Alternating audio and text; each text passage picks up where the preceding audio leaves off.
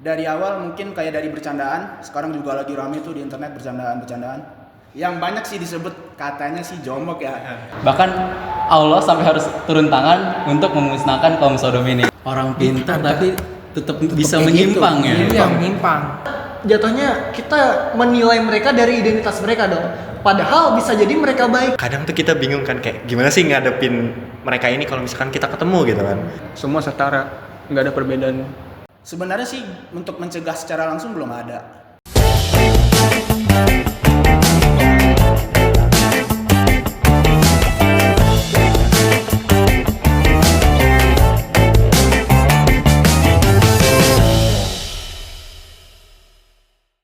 Assalamualaikum warahmatullahi wabarakatuh. Kami dari kelompok 3 akan melakukan podcast yang berjudul LGBT menurut pandangan para ahli.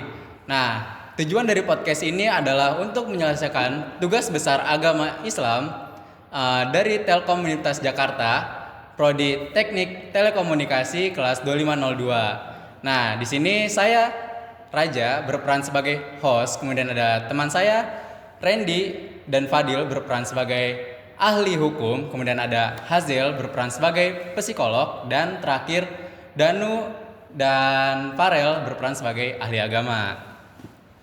Oke, langsung aja kita mulai ya podcastnya.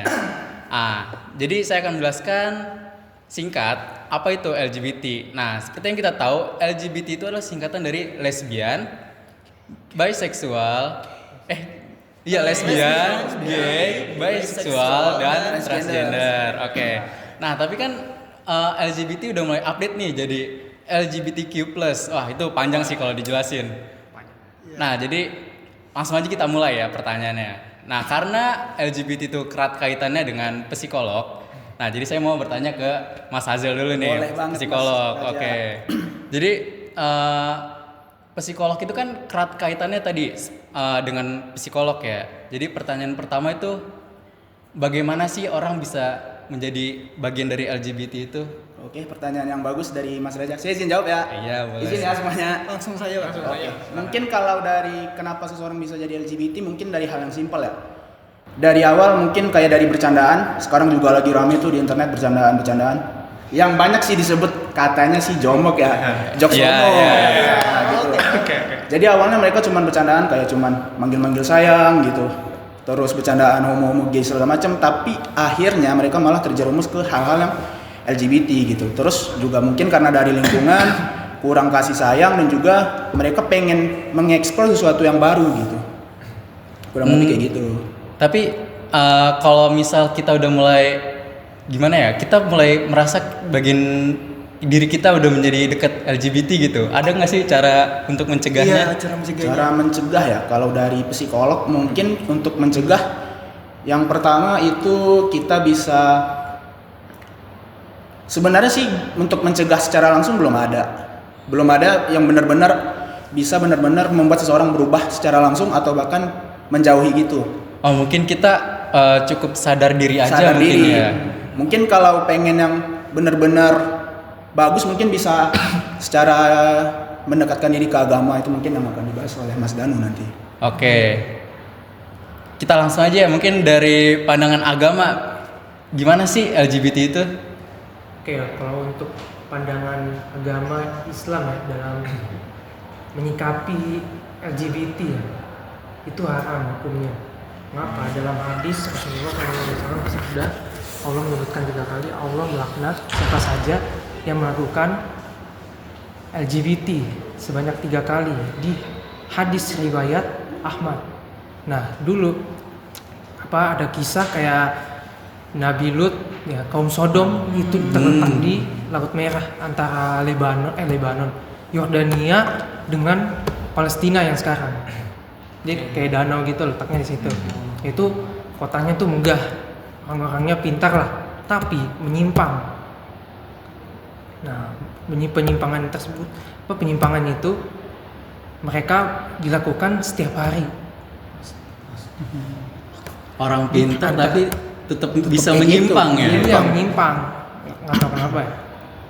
Terus Allah melihat sikap tersebut udah sangat ini Parah gitu.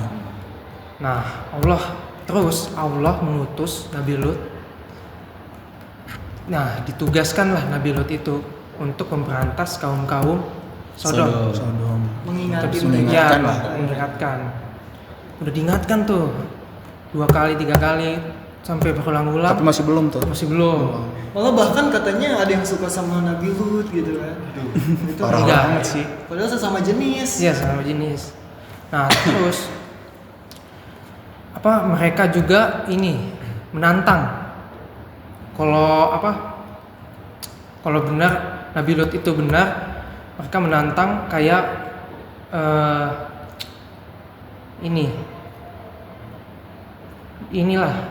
azab. Oh, diazab. Diazab. Nantangin. Iya, nantangin. Kalau benar berarti kalau azabnya datang berarti Nabi Lut benar. Oh, berarti awalnya emang gara-gara mereka tuh kayak udah sombong banget. Mereka Iya, udah pintar, sombong, mereka udah udah bisa apa pintar. aja. Tapi Mereka menyimpang. lu siapa baru datang kan? Iya. Nabi Lut sebagai pendatang mau Iya. ngingetin kita yang udah pintar. Lah, lu siapa? Itu siapa, Bro? Iya. Oh, jadi awalnya gara-gara itu. Lanjut Mas. Terus Allah mengutus malaikat yang menyerupai laki-laki tampan ke rumah Nabi Lut. Terus kaum Sodom ini mendengar kabar tersebut, mendengar bahwa ada kaum laki-laki Ada orang yang ganteng ganteng gitu, nih. yang ganteng.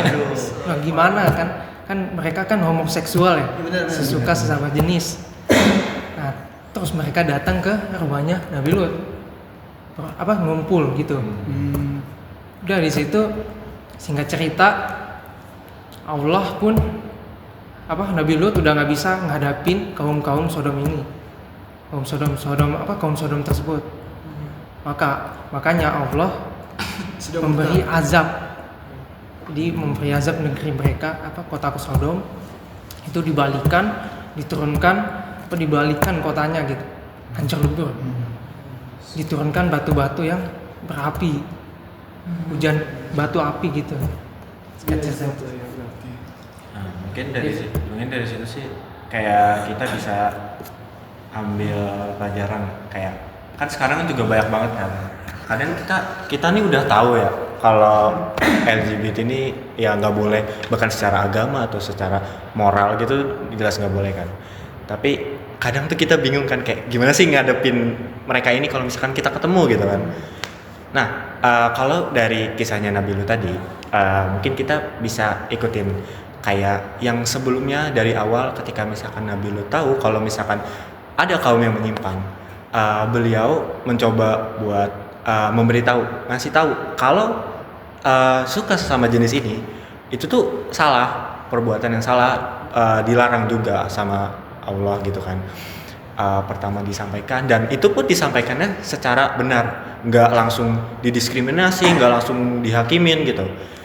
Nah, ketika udah ngasih tahu nih, Nabi Lut kemudian ngasih tahu juga jalan yang benarnya.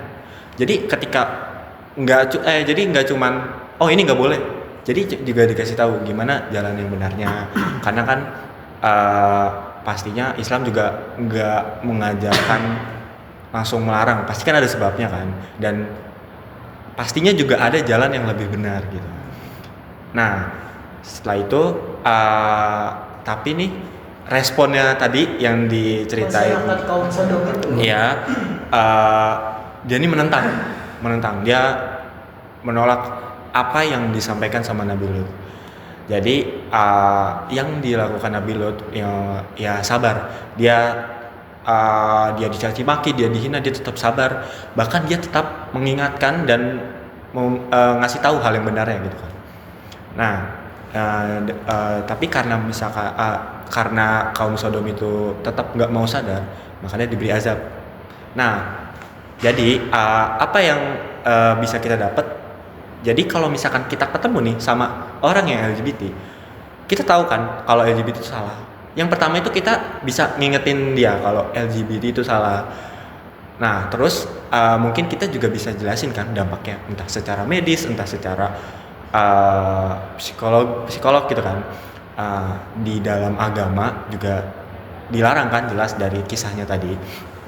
Lalu setelah kita udah ngasih tahu nih, itu sebenarnya buat mereka sadar atau enggak itu diserahkan ke Allah gitu hidayahnya, karena tugas kita tuh cuman bisa menyampaikan ya, bisa cuma menyampaikan, soal dia sadar atau enggak itu urusan sama Allah gitu, mungkin itu.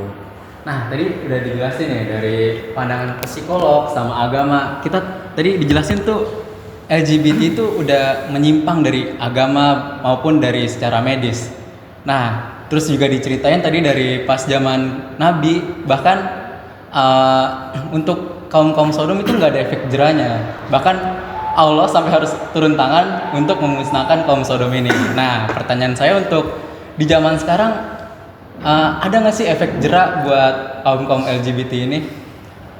Oke. Jadi kalau di Indonesia sendiri ya, Iya. di Indonesia sendiri itu nggak ada nggak ada efek jerah untuk bagi kaum menyimpang atau kaum LGBTQ+ itu. Karena di Indonesia sendiri hukumnya itu nggak bisa menilai orang dari siapa identitas seseorang itu, mau lu LGBT, mau lu gay, mau lu lesbi, terus apa lu putih, lu hitam, dia tuh nggak bakal bisa dijudge, bakal dihukum gitu, nggak bisa. Karena jatuhnya kita menilai mereka dari identitas mereka dong. Padahal bisa jadi mereka baik. Contohnya kayak tadi di kisah Nabi Lut kan, mereka itu pintar, mereka nggak merugikan. Tapi di kisah Nabi Lut itu berbeda. Mereka emang udah parah banget kan. Iya. Mungkin kalau di Indonesia sendiri nggak ada hukum jerahnya sih, hukum pidana gitu. Karena yang hukum pidana itu dari perbuatan mereka ke korban, entah korbannya bisa siapa aja, yang dihitung dari perbuatan mereka. Oh, berarti mungkin seperti kayak ke anak kecil gitu ya? Iya, Yang benar. di bawah Karena kan, umur. iya kan ada undang-undangnya kan, cabul sama anak kecil aja kan nggak boleh, apalagi yang udah menyimpang ke anak kecil, bahkan lebih parah dong. Jadi selama si kaum LGBT ini enggak melakukan tindak kejahatan atau kekerasan gitu, jadi selama mereka hidup damai aja aman gitu ya? Iya, jadi mereka ya tetap ini aja, mereka tetap stay sama seksualitas mereka, asal jangan mereka buat gaduh. Karena kalau buat gaduh ya bisa Merugikan. merugikan Iya. Indonesia dong. Itu sih mas. Nah, kalau dari HAM sendiri gimana? Kalau untuk dari HAM itu sendiri, itu dia dari manusianya. Jadi baik manusia yang dianggap normal ataupun manusia yang dianggap memiliki kelainan seperti LGBT atau semacam itu, maka itu akan diberikan perlindungan baik dari sisi hukum, agama maupun diskriminasinya. Salah satu dari negara yang telah menerapkan LGBT sendiri yaitu dari Belanda. Kenapa pemerintah Belanda mau menerapkan hal seperti itu kepada rakyatnya? Itu karena mereka menganggap bahwa si pemerintahnya ini baik dari pernikahan sesama jenis maupun dari yang berlawanan jenis itu sendiri, itu dia memiliki hak kesetaraan yang sama dari segi hukum itu sendiri. Itu Punya kedudukan yang sama. betul. Jadi dia tuh intinya selagi lu manusia, lu punya hak. Lo gitu. punya hak ya. Lu punya hak untuk hidup, berarti nggak boleh Tapi diskriminasi. kalau misal dalam suatu kondisi ada sebagian orang yang menolak kaum LGBT, kemudian gimana ya, kayak kaum LGBT itu kan menyimpang ya. Betul. Nah, kemudian ada juga orang yang menolak keras kaum LGBT ini. Nah, dari pandangan HAM, mana sih yang harus dilindungi? Sebenarnya sih kurang lebih sama aja ya, kayak semua. Kalau untuk ngomongin HAM ya, dia semua manusia sih yang dilindungin, baik dari dia normal ataupun LGBT, dia kaum belok, itu dia dianggapnya semua setara, nggak ada perbedaan. Jadi intinya kayak kita tuh nggak boleh diskriminasi. Iya, kurang Biarkanlah lebih mereka dengan seksualitas mereka, asalkan Biarkan mereka tidak mengganggu kita. menjalankan hak-hak mereka sebagai manusia layaknya. Tidak merugikan gitu. Nah, mungkin sudah saja ya karena udah lama juga. Nah, itu tadi pandangan para ahli dari judul kita yaitu LGBT apa Atas tadi? dasar HAM. Atas Atas dasar dasar HAM. HAM, ada psikolog dan agama. Mungkin cukup sekian. Terima kasih. Kurang lebih mohon maaf. Assalamualaikum warahmatullahi wabarakatuh. Dadah. Dadah. Thank you, guys. Thank you. Thank you guys.